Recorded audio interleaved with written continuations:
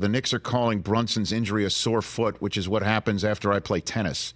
You know what I mean? That's what it's called.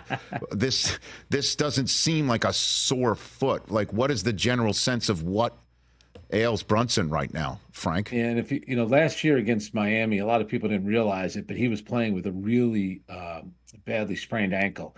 But he kept playing, and his way of doing things, maybe this has something to do with growing up in an NBA household, and he certainly is going. He's not going to need the money, but he could certainly be a coach one day.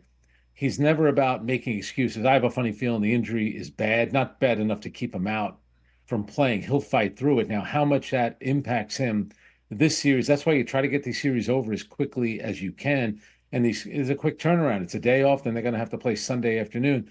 That's why the idea, and I know it came up at the shoot around today with the players about punting the game, which would be one way of giving Jalen Brunson a little bit more extra rest. But knowing his mentality, knowing Tom Thibodeau's mentality, they'll leave it up to Jalen. If Jalen Brunson feels like he can go, he'll be out there. If Jalen Brunson says, you know what, I don't think I'm up for it, they'll pull him out. I think they're going to leave it up to the player in this case. Punting the game, meaning, as you said, because they're in an every other day cadence right now, because OG Anunoby's out. So I guess if we see Deuce McBride starting and Alec Burks get 40 minutes, then that's the version of punting. That's what you're saying. And Rich, I keep referencing this game.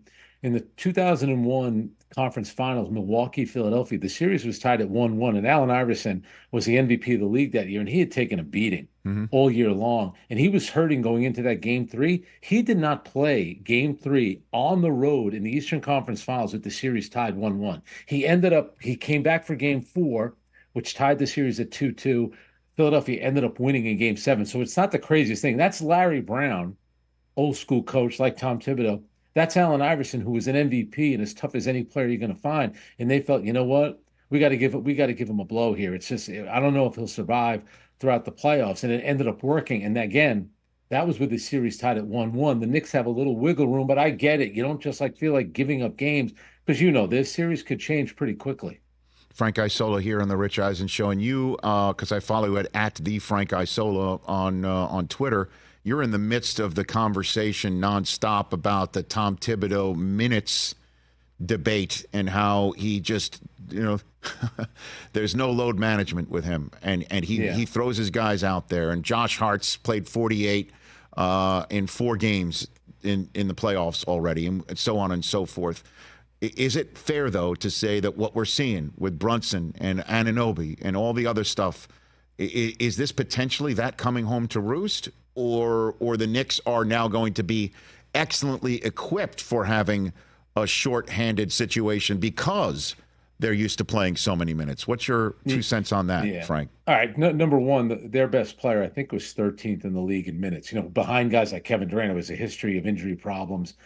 Guys like that. And, look at the playoffs this year. Kawhi Leonard got hurt. Nobody's blaming Ty Lue for it. Luka Doncic seems to be struggling. Nobody's blaming Jason Kidd for it. So in the case of Josh Hart, if you go back, especially to the Philadelphia series, and even in these first 2 games here, with all the minutes that are being played, which team looks like they're the freshest in the fourth quarter? Which team looks like they have an extra bounce to their step? And I think the biggest issue that the Knicks have right now is that he's basically playing his backups. Because Julius Randle had the injury when, who was it? Jaime Jaquez, I think, took the charge and he messed up his shoulder.